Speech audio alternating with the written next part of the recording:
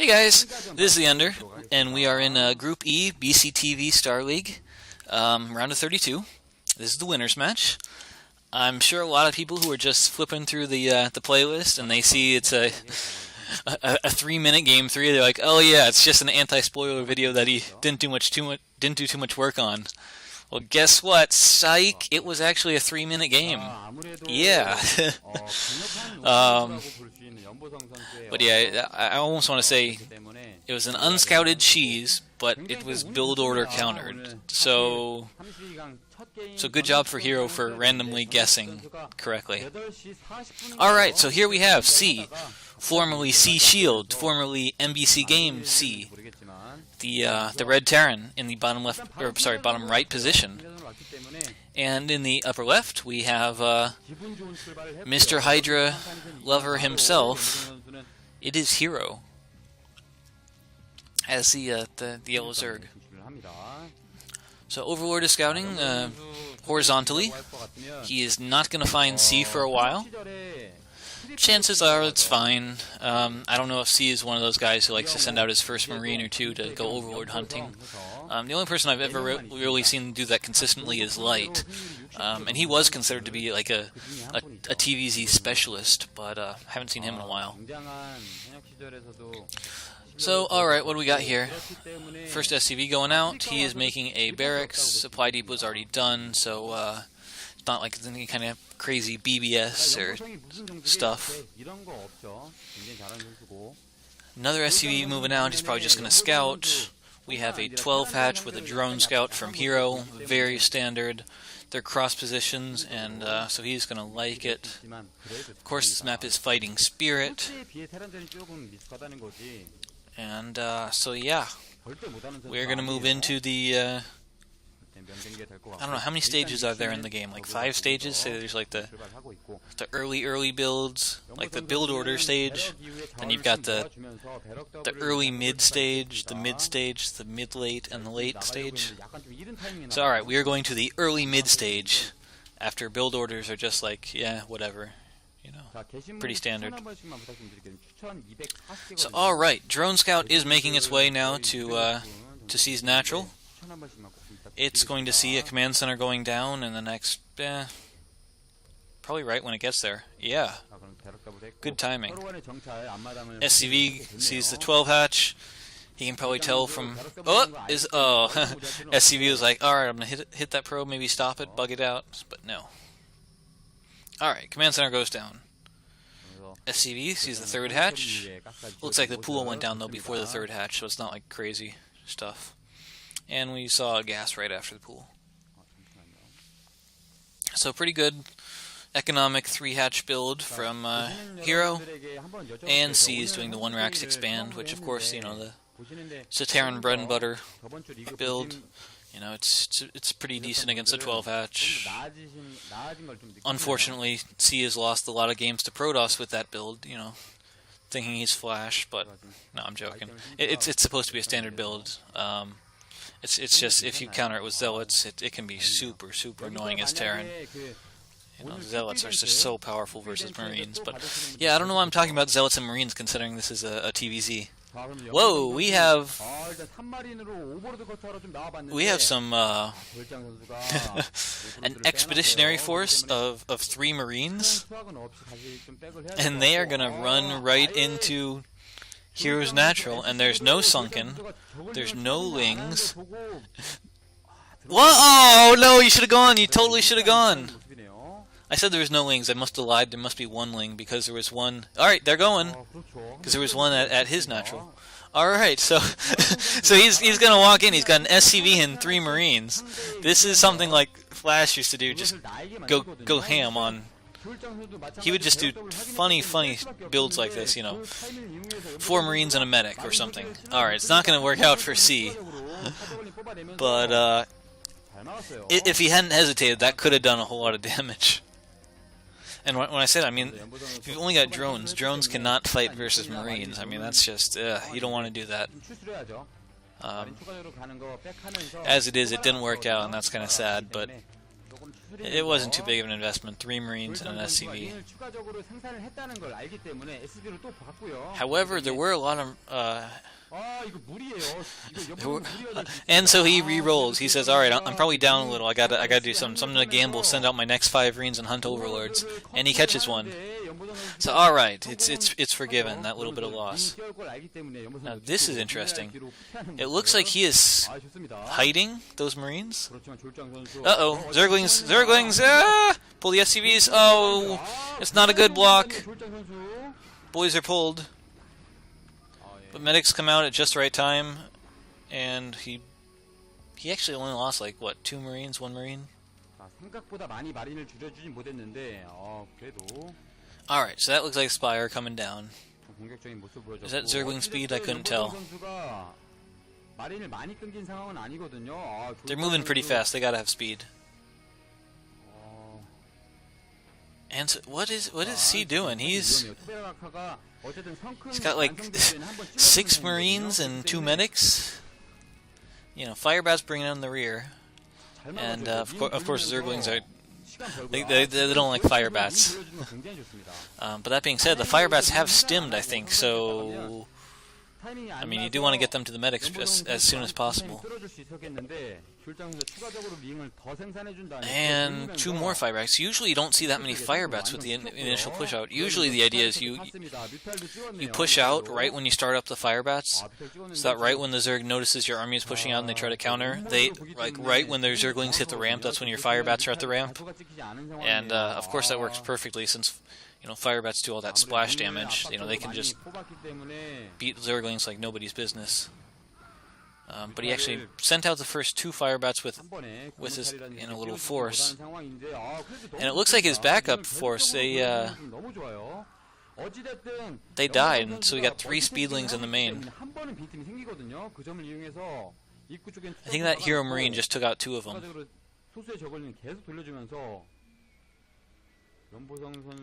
Still 1 more left somewhere. Mutas are out, turrets are going down. Standard early mid game TVZ. The Marine count is a little bit lower than C would like right now, because he's been doing some odd things and occasionally losing them. Uh-oh, Mutas go straight for the main. Turrets are not ready yet. 2 SCVs down, and let's see how many more. Okay, Marine stim in. And turrets are going to be completed. And there's not that many mutas. That's only like, what, 6 mutas? Okay, we got more mutas. And we've got a drone from Hero at the bottom left. Looks like he's going to plan on taking his 3rd there. It's a good 3rd position. No, that's an Overlord. Okay, so Hero is showing no indication of taking a 3rd base. Instead, he's still producing Mutalists. So it looks like he wants to win this game with Mutalists. That being said, I want to say it's too late. I don't think that's quite entirely true. Because of course, you know, if you can win at any time with any unit type if you build up enough of them. But oh, he is skipping Lurker Tech. That is, now this is something. And he's trading out his mutas. So he's got 11 mutas in that group. Of course, that's the number you want to 2-shot turrets. Yep, there we are. I would not be overly surprised if he had like an armor upgrade coming in for them. Because of course, you know... Oh, lost the weekend muta. Okay, looks like I lied. I saw the fast Queen's Nest and assumed it was Lurkers right away, but... Sorry. Saw the Queen's Nest, assumed he was skipping Lurkers, but he did get it.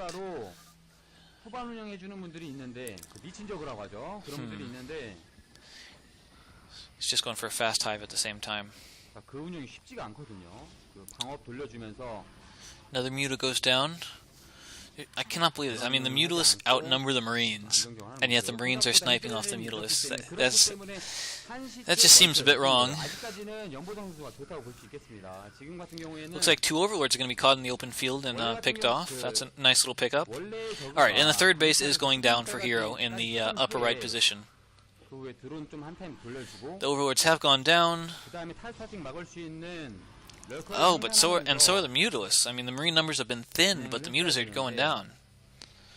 Usually when you go for an economic 12 hatch like this, you don't really actually want to engage too much with the mutas. You just want to, keep the Terran more or less pinned back into their base while you get up the lurkers, since usually, because it's a 12 hatch, you've got enough resources to go for like really fast lurkers right after the mutas. Like, you don't actually have to wait. So you don't need the mutas to do much, just keep them in the base for a short amount of time. But in this game, he went for extra mutalists, which he lost them, but I don't know, it's just weird. So C stims his army twice, runs to the bottom left corner of the map, looks for the hatchery, doesn't find it, finds an overlord for his troubles, but that marine group is probably going to get picked off by mutas or mutaling. So if he can hold the top of the ramp, which, okay, he can't, but if he could hold the top of the ramp, he would have done a little bit better. Of course, mutiling is a really nice unit composition that complements each other. Mutalists are fairly gas-heavy, Zerglings are super cheap, cost-effective, and everything. And then in addition, because the mutalists are in the air, they can help the Zerglings to close, because Zerglings, it takes them a while with the pathing and all to close and to all get into battle. So the mutas, they're good with that. They got super mobility. And of course, you want to use the Marines to target down the mutalists, since mutalists will just regen. So while you're targeting the mutalists, the Zerglings actually blocking the Marines and the Marines actually, they help to close themselves, help close the distance by themselves. So it's a really good unit composition when they work together. All right, so we saw a really fast hive, Defiler Mound already done, and we have Nidus's already done. So we have at least 4 lurkers at the top of the ramp. I say at least because you can't tell, there might be some hidden lurkers stacked. Consume is almost done, so it doesn't look like at least I was gonna say I don't think that the army from C is gonna make it in time. But oh man, he breaks the ramp. Defiler's done. Oh no, Defiler's done, and there were lings to eat, consume. But he's like seconds late. Oh, and so now he's got Dark Swarm, but he's got nothing under it. Oh. I mean, of course, Dark Swarm blocks all ranged non-splash damage. But if you've got nothing under it... he's got Larva under it. And, and the Nidus went down already, too, so reinforcements have to run all the way across the map.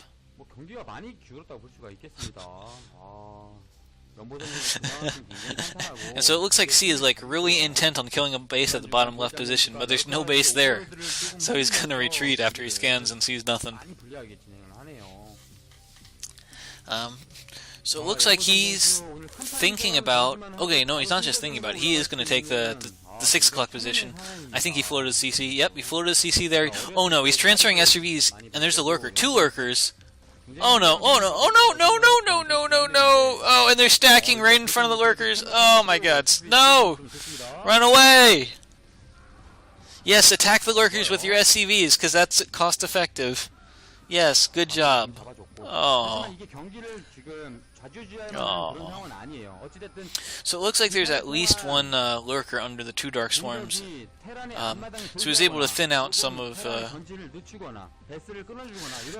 C's men on their retreat from killing the top right base.